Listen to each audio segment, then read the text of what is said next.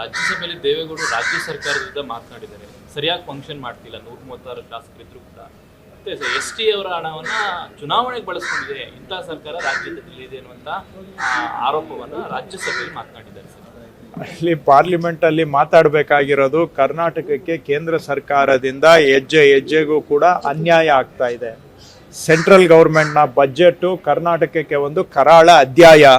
ಅದರ ಮುಖಾಂತರ ಇವತ್ತು ತೆರಿಗೆ ಕಟ್ಟುವಂತಹ, ಕಷ್ಟಪಟ್ಟು ದುಡಿಯುವಂತಹ ಕರ್ನಾಟಕದ ಜನಗಳ ತೆರಿಗೆ ದುಡ್ಡು ಲೂಟಿ ಆಗ್ತಾ ಇದೆ. ಇವರು ಯಾರಿಗಾದ್ರೂ ಕರ್ನಾಟಕದ ಬಗ್ಗೆ ಬದ್ಧತೆ ಇದ್ರೆ ಪಾರ್ಲಿಮೆಂಟಲ್ಲಿ ಹೋರಾಟ ಮಾಡಿ ಕರ್ನಾಟಕಕ್ಕೆ ಕೊಡಿಸುವಂತ ನ್ಯಾಯವನ್ನ ಕೊಡಿಸೋ ಕೆಲಸ ಮಾಡಲಿ. ಅದನ್ನ ಬಿಟ್ಬಿಟ್ಟು ಅವ್ರು ಮಾಡ್ತಾ ಇರೋ ನ್ಯಾಯವನ್ನ ಮುಚ್ಚಾಕಿ ಇವರು ಕೂಡ ಅನ್ಯಾಯದಲ್ಲಿ ಪಾಲು ಆಗೋದನ್ನ ಬಿಡ್ಲಿ. ಎರಡನೇದು, ನಾವು ಕಾವೇರಿ ನದಿಯಲ್ಲಿ ಮೇಕೆದಾಟು ಯೋಜನೆ ಮಾಡೋದಕ್ಕೆ ಪರ್ಮಿಷನ್ ಕೇಳಿದ್ರೆ ಸೆಂಟ್ರಲ್ ಗೌರ್ಮೆಂಟ್ನವ್ರು ಇವತ್ತಿಗೂ ನಮಗೆ ಪರ್ಮಿಷನ್ ಕೊಟ್ಟಿಲ್ಲ. ಸುಪ್ರೀಂ ಕೋರ್ಟ್ನವರು ಕೂಡ ಇದಕ್ಕೆ ಮೇಕೆದಾಟು ಯೋಜನೆ ಮಾಡೋದಕ್ಕೆ ಯಾವುದು ವಿರೋಧ ಇಲ್ಲ ಅಂತ ಹೇಳಿದ್ದಾರೆ.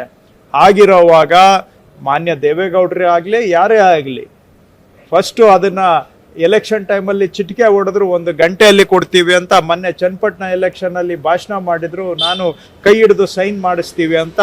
ಫಸ್ಟು ನಮ್ಮ ಮೇಕೆದಾಟು ಯೋಜನೆಗೆ ಅನುಮತಿ ಕೊಡಿಸ್ಲಿ.